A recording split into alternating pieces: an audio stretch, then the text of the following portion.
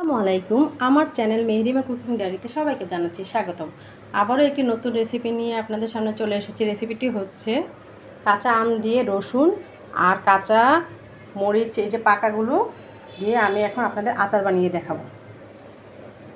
এই আচার বানাতে যেসব উপকরণ লাগবে তা আমি একবার দেখিয়ে দিচ্ছি। এখানে আমি 1.5 কেজি পরিমাণ আম নিয়েছি।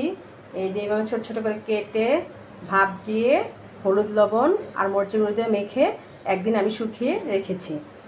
আর এখানে আমি 200 গ্রাম কাঁচামরিচ পাকাটা নিয়েছি, 2 চামচ সরিষা বাটা, এখানে 200 গ্রাম দেশি রসুনের কোয়াগুলো যেভাবে খুলে ধুয়ে রেখেছি।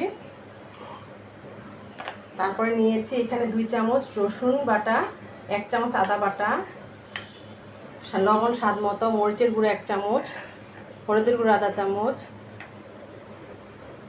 পাঁচফোড়নের 1 চামচ গুঁড়া আর আধা চামচ হচ্ছে এই যে গুঁড়া ছাড়া।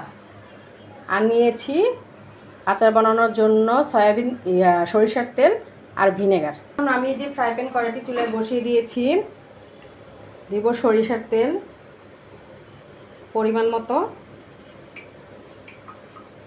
দিয়ে আমি তেলটা একটু গরম হতে থাকি। এই যে তেলটা গরম হয়ে গেছে, এখন আমি এই যে পাঁচফোড়নটা দিয়ে দিব, আর সাথে দিয়ে দিব এই যে 2টা শুকনো মরিচ, দিয়ে একটু নেড়ে এখন আমি এই যে এই মশলাগুলো দিয়ে দিব, বাটা আর গুঁড়া মশলাগুলো দিয়ে আমি একটু মশলাটা কষিয়ে নিব। মশলাটা কষানো হয়ে গেছে তেলের সাথে। এখন আমি এই যে রসুনের কোয়াগুলো, দেশি রসুনের কোয়াগুলো দিয়ে দিব, দিয়ে আমি একটু হালকা বাদামি বর্ণের করে ভেজে নিব। এই যে মশলাটা কষে এসেছে আর এই যে রসুনগুলো সিদ্ধ হয়ে গেছে। এখন আমি এই যে সরিষা বাটাটা দিয়ে দিব, 2 চামচ পরিমাণ বাটা সরিষা, আর সাথে দিয়ে দিব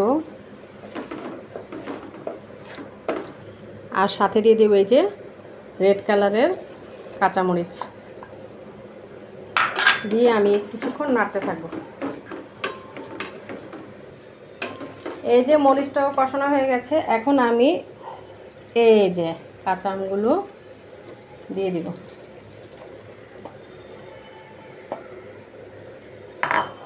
দিয়ে আমি ভালো করে নাড়তে থাকবো।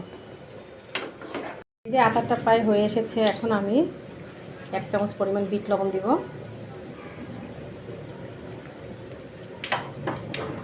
আর আধা কাপ সিরকা দিয়ে দিব, হোয়াইট ভিনেগার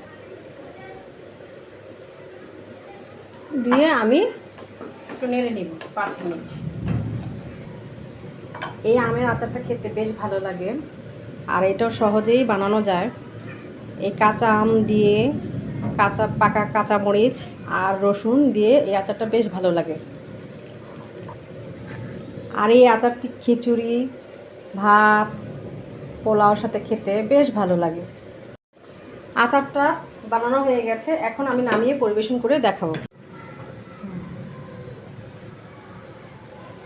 বানিয়ে ফেললাম কাঁচা আম দিয়ে রসুন আর কাঁচা লাল মরিচের টক আচার। এটা খেতে বেশ ভালো লাগে, আর আমার মতো এইভাবে আপনারাও বানাবেন এবং পরিবারের সবাইকে খাওয়াবেন। আমার এই চ্যানেলে ভিডিওটি যদি ভালো লেগে থাকে অবশ্যই লাইক, কমেন্ট, শেয়ার করবেন, আমার চ্যানেলটিকে সাবস্ক্রাইব করবেন, আমার পেজটিকে ফলো দেবেন। আল্লাহ।